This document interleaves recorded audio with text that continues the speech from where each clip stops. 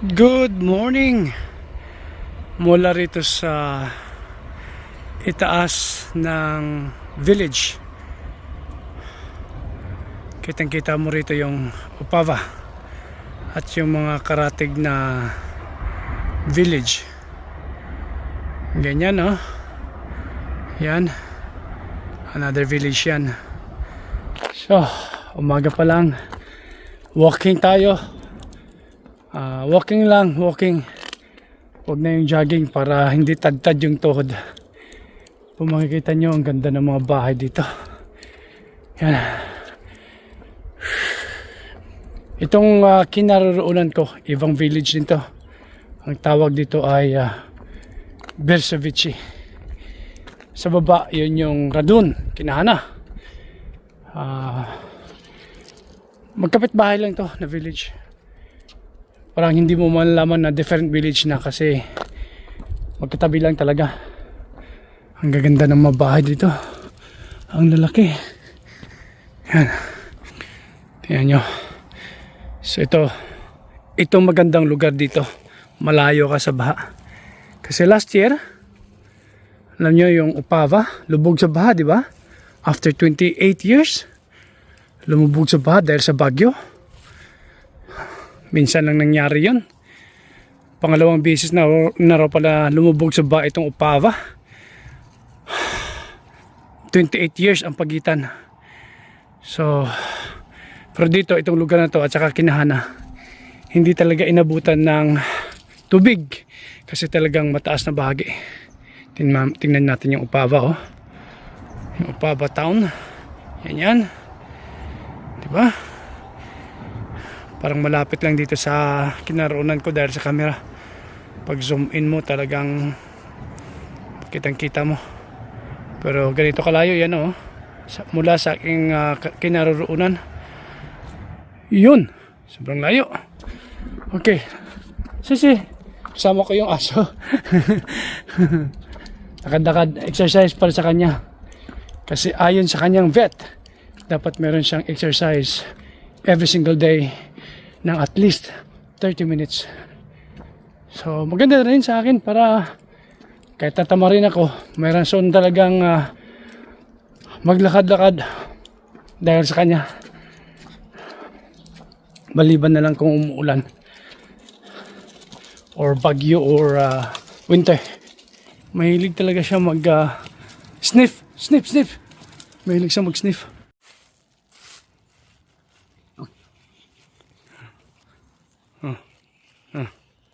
Takot siya rito, oh.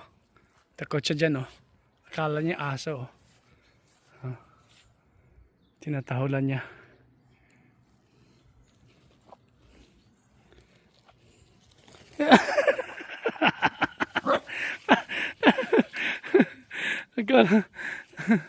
Akala niya aso. Takot siya, oh. Yan.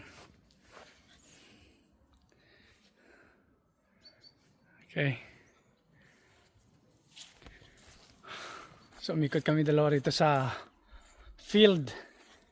Malapad yung field dito, eh. Pwede ka maglakad-lakad basta hindi lang basa. Pero pag basa, medyo malambot yung lupa. Pero pag mga ganito, okay lang. Yung hamog lang ang kalaban mo. Mayroon din exercise equipment dito para sa mga bata to, yung namamasyal rito. Parang mini park nila rito. Umaraw, mga 2 araw na rin umaambon.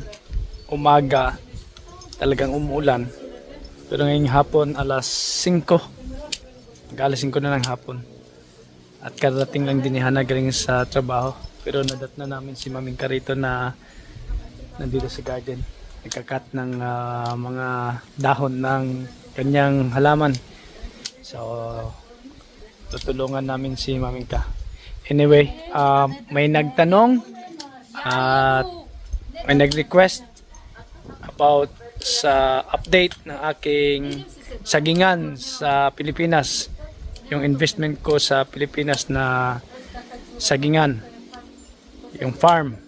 So tinawagan ko ang aking kuya at nakisuyo ako na kumuha ng video at yun, pinadalhan niya ako ng video at ipapakita ko sa inyo ang update ng aking farm. At pagpasensyahan nyo na yung video medyo shaky, pero at least pakita natin yung update sa aking farm. Panoorin natin. Mag-spray tayo ngayon ng ng damo. Update po sa area ni Japit Boy sa kanyang sagingan. Kung napapansin niyo, medyo madamo na. Bagong ano na ito, grass cutter. No, pero dahil sa laging umuulan, kaya mabilis din na tumubo at tumubo yung damo. So operation tayo ngayon, spray sa damo. Kung mapapansin niyo, no. At saka ito na ngayon, no, dito sa baba. Ayan. Update tayo. Meron ng mga bunga. Yon, namumunga na yung saging ni Japit Boy. So ito ngayon yung update natin sa kanyang farm. So may ilan-ilang puno na namumunga na. So dito mga mga 10 na ito. Yung nabalot nila ng silupin, 10 puno. 10 na yung bunga na nabalot ng silupin. Pero tingnan nyo, madamo na. Pero mag-i-spray tayo ngayon. Sprayan natin tong damo para at least malinis ulit ito. Yan. Ito yung area 1. Ito yung sa area 1. Ayan o. So may ilan-ilan na namumunga. Okay. Ito naman sa kabila. Ito. Wala pang bunga pero may lumalabas na rin. Ayun o. May isang puno na nabalot dito sa taas. Dito sa isang area. Sa kabilang area. Ayan o. Yun, yung nakita ninyo yung blue na cellophane, yan. Nabalot na yan. Yan. Kung mapapansin nyo. So dahan-dahan nang namumunga tong saging ni Japit Boy. O yan.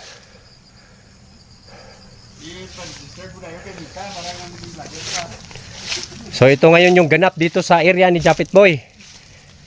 So mag-i-spray tayo ng damo. Kasi medyo mataas na yung damo rito. Kasi walang araw-araw na lang yata umuulan dito sa amin. Kaya madaling tumubo at tumaas yung damo. Kaya mag-spray tayo. So ito 'yon. Ito yung kanyang area. Ito yung pangalawang area niya. At saka yung sa naman, kung tawagin sa amin sa Ilonggo, Bakilid, yung sa Sapa banda, yun, ipupuntahan din natin yun. So pansamantala, ito yung saging ni Japit Boy. Ito yung mga saging niya ngayon. Dito sa area na to, may ilan-ilan na dalawang puno pa lang yata. Yun o. Yun. Pero doon sa kabila kanina, 10 na yun, 10 puno na yung nagbunga, yung nabalot na ng silupin. Ayan. Bago lang din ito na dilif, no? Nilinis yung dahong laya, tinanggal. So bago lang. At saka ka-spray lang din ito ng dahon. No, bagong spray ito sa dahon. Ayan. Para at least makita na ninyo kung ano na yung nangyari sa area ni Japit Boy, saging niya. No. At huwag ko kayong magtaka bakit madamo, kasi bagong lang ito, bagong grass cutter. Pero dahil sa araw-araw umuulan, mabilis tumubo yung mga damo. Mas kaya ayun, mag-operasyon tayo ngayon ni spray. Sprayhan natin yung damo para at least maging malinis na ito tingnan. At mamatay itong mga damo. Ayan. At ito naman yung isang area ni Japit Boy. Yung matarik na sagingan niya. Kung mapapansin niyo, may sapa ron sa baba. No? Naririnig ba yung agos ng tubig? Ayun o. Yon, sapa yon. Ito medyo matarik, ito mataas. So yung mga saging rito, ito. Pero ano lang, kakaunti lang kasi yung tumubo, konti lang yung tumubo. At yung nabuhay na saging. Pero ito, i-sprayhan din natin ito. Yung lahat ito, i-sprayhan ito. Para at least malinis na tingnan, no?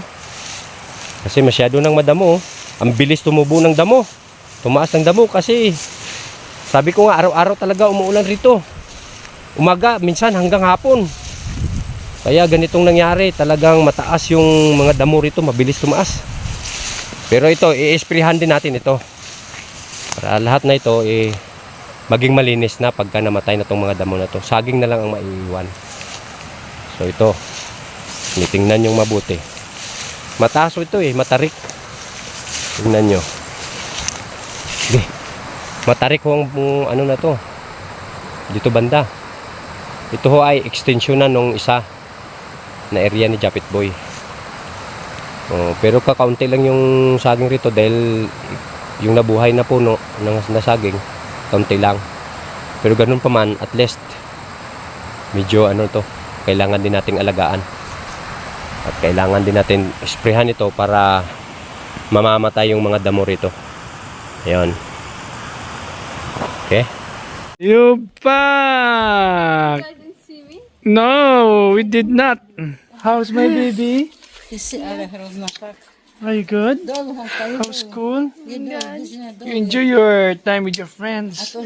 After school, nagpaalam na maglalakwat siya daw sila ng mga kanyang kaibigan doon sa Opava. So, pinayagan ko naman. Sabi ko basta yung bus na ganitong oras ay makasakay ka. So, yun nga sabi ko sa kanya. Pag mamasyal, kung saan ka, text ka. Kung lilipat kayo ng lugar, i-text mo.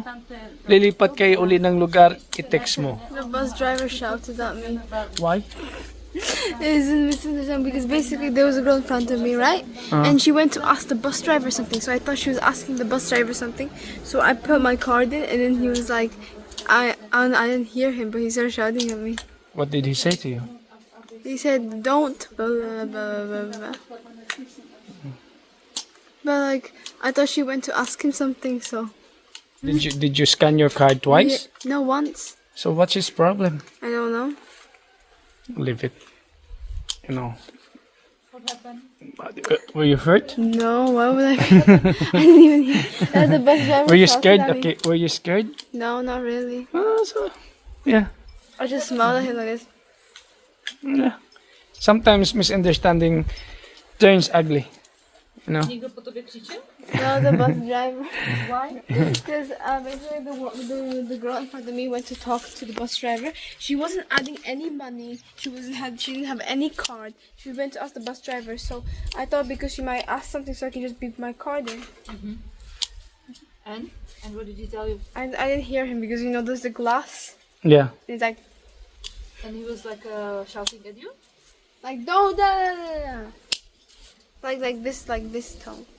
Yeah. So, but were you like No. surprised or shocked or startled? No. I don't. It's okay. You handled it well. You're brave. It's okay. You're. So yun. Napanood nyo na yung farm. Anong masabi nyo? Kung may awa ang Diyos ay makauwi ako ngayong January. Kung may awa ang Diyos para sa ating first harvest ng banana. Anyway, ang predicted na first harvest ng banana is ngayong December. Kaya lang hindi ako pwede sa December. Anyway, tuloy-tuloy na yan. So baka by January. At unfortunately, Hannah and Sophia cannot come with me to Philippines because Hannah's job, of course, and Sophia's school. Yeah. Talagang sumikat na naman ang araw. Ang ganda ng araw. Hopefully tuloy-tuloy. Talagang pautom na.